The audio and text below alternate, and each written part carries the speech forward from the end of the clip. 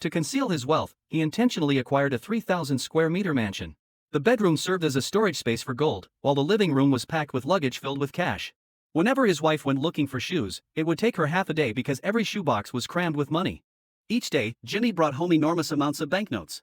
Before long, the mansion could no longer accommodate all his money, with cash spilling out of the wardrobe and nearly crushing him to death.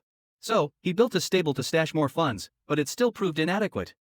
Every night, Jimmy would dig holes in the yard to bury money, but after a full night of effort, he only ended up retrieving the cash he had buried previously. Left with no alternative, Jimmy had to deposit the money in banks.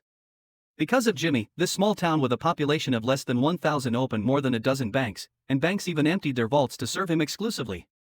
Just like that, Jimmy deposited billions of dollars in each bank. The next step was to launder all this cash, so Jimmy set up multiple shell companies and hired homeless people and senior citizens as CEOs. However, the pace of money laundering still couldn't keep up with the rate at which he was depositing funds. Even though everyone knew Jimmy's wealth was dirty money, no police officer dared to arrest him. Instead, the CIA and DEA approached him for help. Jimmy was originally just an average pilot, with a salary that wasn't very high, just enough to get by, so Jimmy often exploited his position to smuggle cigarettes and earn a bit of extra income on the side.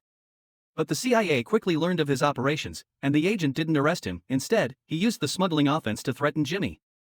Jimmy had exceptional flying skills, and the CIA needed him to pilot a large plane at low altitudes over Central America to take photos of local rebel positions. Jimmy was naturally drawn to thrills, so he immediately agreed to the agent's proposal. But this mission turned out to be much more dangerous than he had ever imagined. Every time he flew near the rebel base, he would come under heavy fire from the insurgents. Luckily, Jimmy had incredible flying abilities and always managed to evade death. Since he spent so much time flying around the rainforests of Central America, he had long been on the radar of a Colombian drug cartel, and that's how Jimmy was about to become a billionaire.